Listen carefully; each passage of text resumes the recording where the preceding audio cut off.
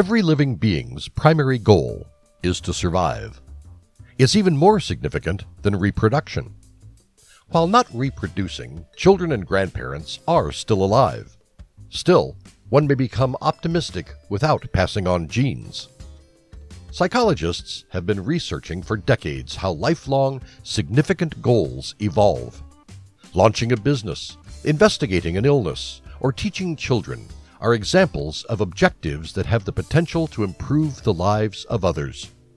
A feeling of purpose seems to have developed in humans such that they might do great things together, which may explain why it is linked to improved mental and physical well-being.